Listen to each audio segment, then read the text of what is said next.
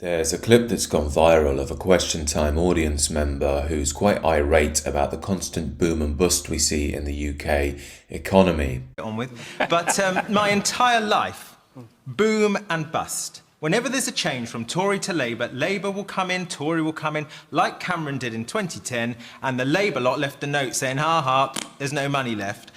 Then the Tories smash the economy and Labour come in and say, oh, you know, we've got to fill this 40 billion, 9 billion, 22 billion, changes by the day. Who knows? Who knows how big this black hole is? And then you've got the arrogance of the Tory chap there saying, well, you know, we were doing a great job on inflation and all the rest of it.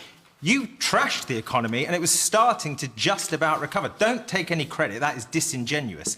I do not understand how out of 65 million people, or however many people there are in this country, we end up with economically illiterate people in the government. Boom and bust, boom and bust, all the time, all the time. Now, I know the fella's not wrong in his statement that all we tend to see is boom and bust, and people enjoy seeing politicians get yelled at. Seems to me that we're missing the key point here. I'm sure the boom and bust cycle is down to incompetence a lot of the time. However, the reality is that boom and bust cycle is never going to end. There's never going to be a perfect chancellor who comes in and creates the perfect economy. Now, I'm not saying this because I'm a closet Marxist, nor because I want to have a Marxist-inspired economy in the UK.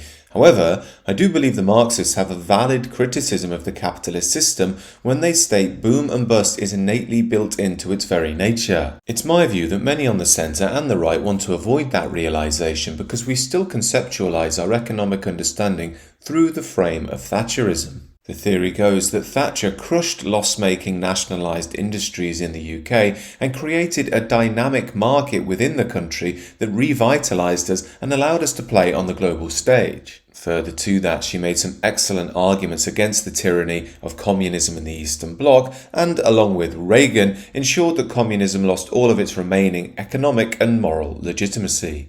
Yet we have to realise that politics and economics was legitimate 40 years ago. We're now in a world of hyper-capitalism. There is no competition, and it's a capitalism that dominates Canary Wharf and does not care about the national interest. I don't know if any of you have actually been to Canary Wharf recently, but it doesn't feel like England. I know that none of London feels like England, but at least the rest of London has some old English buildings. Canary Wharf is indistinguishable from Dubai or Tokyo or New York now, and this is exactly how it's supposed to feel, because when you enter Canary Wharf, you're entering a globalist enclave. It has nothing to do with London or the rest of the UK. The banks there are simply too big to fail. We experienced that in 2008, so they can skim off the top and engage in all sorts of economic machinations that the average person doesn't understand, let alone the government. In essence, they're a law unto themselves, and they respond only to their globalist overlords and banking cabals. We experienced that with Liz Truss. She was essentially ousted by the bankers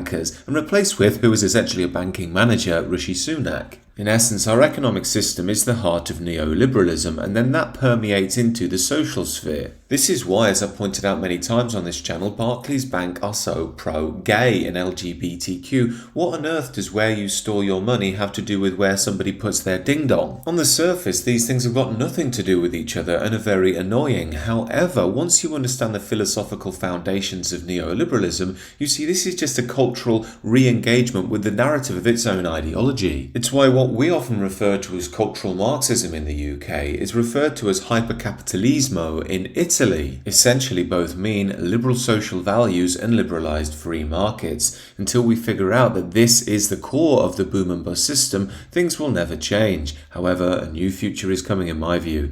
Do let me know what you think about this down below, and do consider subscribing to the channel.